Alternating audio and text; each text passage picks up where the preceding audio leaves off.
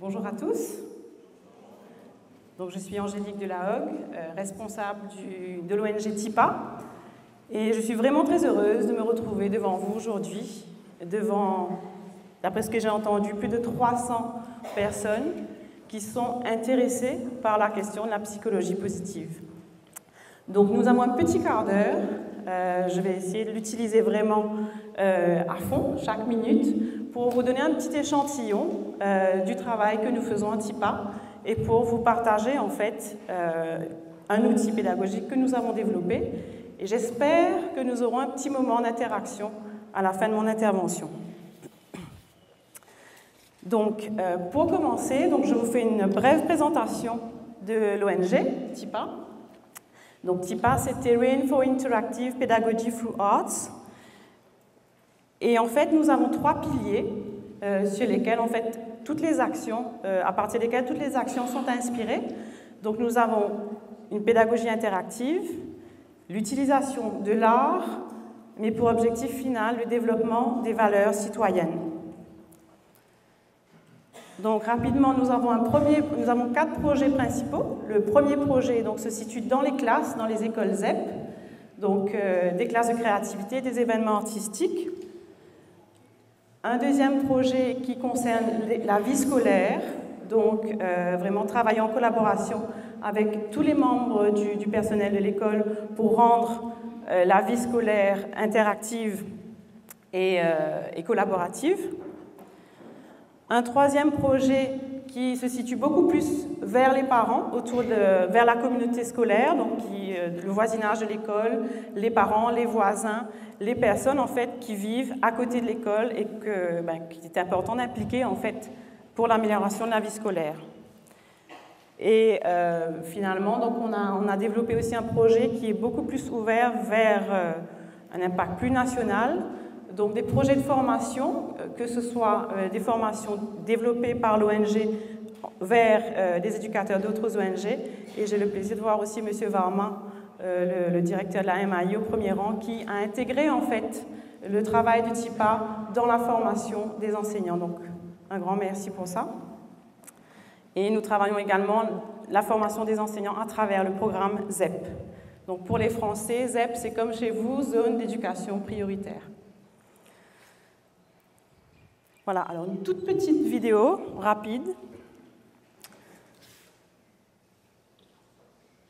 qui vous donne un échantillon du travail effectué par TIPA.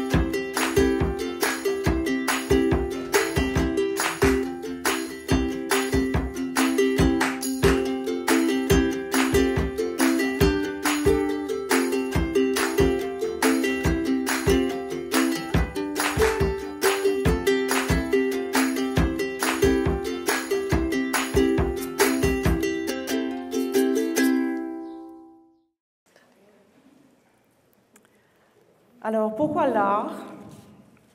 Alors, je pourrais passer toute mon intervention à parler sur l'art, mais en quelques phrases, en fait. Déjà, l'art comme source de plaisir, parce qu'il y a plusieurs recherches qui ont montré que les enfants qui apprennent par plaisir réussissent.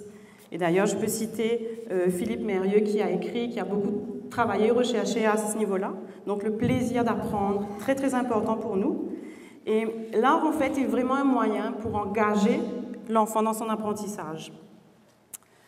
Alors, l'art est également une voie royale, en fait, pour la communication. Il franchit les langues, les frontières, il franchit les générations. Donc, quand on veut engager les enfants, pour nous, en fait, on a trouvé que c'était un moyen vraiment très, très intéressant, car il permet la communication, la participation, le partage. Alors les points en fait que nous avons trouvés qui se rapprochent en fait de la psychologie positive, c'est prendre confiance en soi. Donc ça c'est dans l'approche de TIPA, on travaille beaucoup dans ce sens-là. Donner du sens à ses actions, prendre conscience de ses forces, développer et utiliser les forces et compétences, être responsable de ce que nous pouvons changer et être optimiste et patient envers soi-même.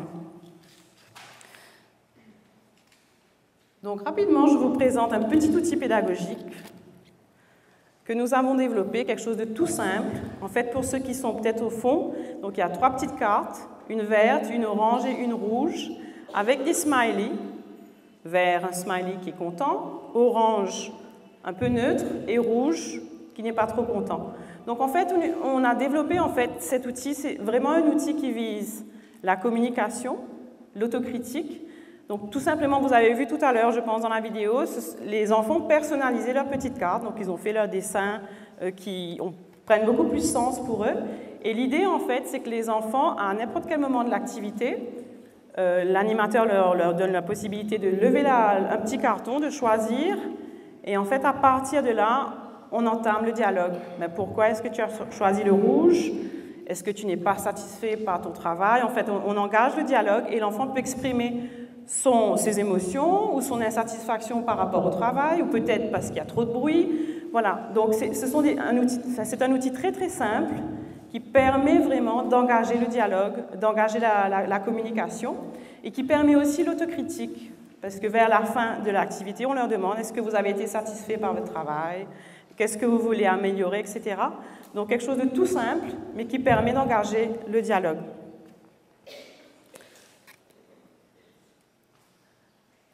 Alors, je vous avais dit qu'on allait peut-être avoir un peu de temps, donc je vois que nous avons un petit peu de temps pour une interaction.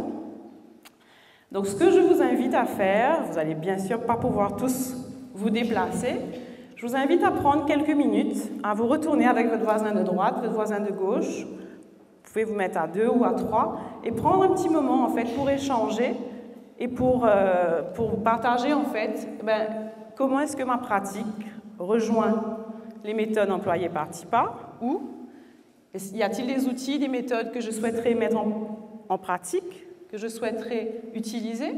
Qu'est-ce que je retiens de positif de cette toute petite intervention? Donc je vous invite à prendre quelques minutes à partager. Vous pouvez parler, hein, un peu plus fort, il n'y a pas de problème, parce que je ne vous entends pas trop. Donc voilà.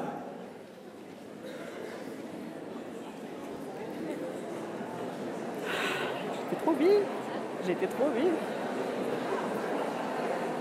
Ah, ça cause. Mais c'est bon.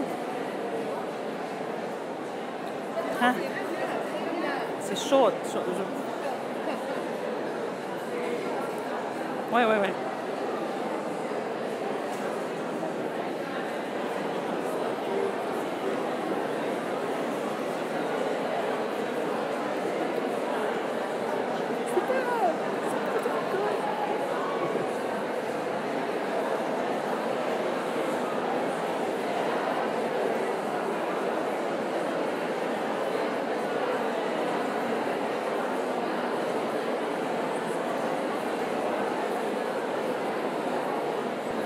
Merci. Alors, je vais demander votre attention. Je suis désolée de freiner votre élan de conversation. C'était formidable vu d'ici. Merci. C'était formidable vu d'ici de voir toutes ces interactions et de voir ces échanges. Enfin, c'était plein d'énergie. Alors, je propose en fait à Sarah qui a le micro de peut-être circuler le micro, que vous me fassiez un tout petit feedback de cette expérience, de cet échange, de ce que vous avez pu partager. On aura peut-être le temps pour 2 ou 3 personnes, mais ce serait intéressant d'avoir un retour. Qui veut partager en quelques secondes le contenu de l'échange, ce qu'ils ont trouvé intéressant dans ce qui a été échangé?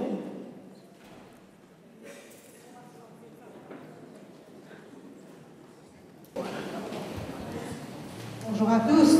Alors le docteur Obama et moi-même, on se disait que justement, lui avec son expérience au MIE et moi donc dans l'éducation catholique, que souvent, quand il est petit, c'est très spontané. spontané, il s'exprime facilement, mais qu'avec l'écran, c'est beaucoup plus difficile. Cette spontanéité, finalement, il s'autocensure. Oui. Même dans la communication, et c'est plus difficile. Donc c'est très intéressant, on n'aurait plus besoin d'en parler. Je suis sûre. Merci.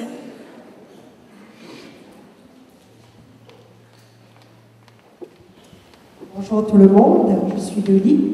Alors moi, disons que ça rejoint beaucoup le smiley dont vous avez parlé. Et nous avons 15 minutes chaque matin avec nos élèves. Et je fais ce qu'on appelle l'humeur du jour. Alors donc là, c'est l'enfant qui s'exprime et qui dit ce qu'il ressent, ce qu'il a vécu depuis hier soir jusqu'au matin. Et je trouve que c'est un très bon moment interactif parce que c'est peut-être le seul moment de la journée où l'enfant qui arrive chez nous à l'école, ben, c'est le seul moment où il pourra dire ce qu'il ressent, ce qu'il a vécu. Et c'est un moment d'échange. Et parfois, 15 minutes, ça ne suffit pas. Merci beaucoup. Peut-être une dernière intervention.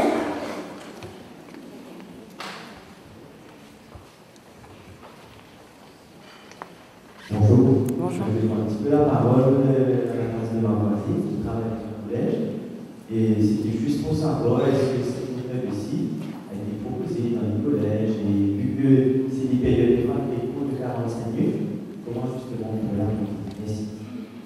Merci. Alors en fait, comme je vous disais, donc TIPA travaille dans les écoles ZEP, ce sont des écoles primaires, donc nous n'intervenons pas directement au collège, mais bien sûr, c'est une méthode dont TIPA n'est pas propriétaire, on est là pour le partage, donc si vous voyez des choses intéressantes, vous récupérez, vous utilisez dans votre pratique, et d'ailleurs je vous invite tout à l'heure, on aura un petit stand à l'extérieur, juste en face en fait. Donc si vous voulez venir discuter avec nous, voir un petit peu de quelle façon on peut vous aider à mettre les choses en place dans votre lieu de pratique, vous êtes les bienvenus. Donc malheureusement, on va devoir s'arrêter ici et heureusement parce qu'il y a des interventions très très intéressantes qui arrivent par la suite. Je voudrais vous remercier pour votre attention et je vous dis à tout à l'heure et très très bonne journée à vous tous. Merci.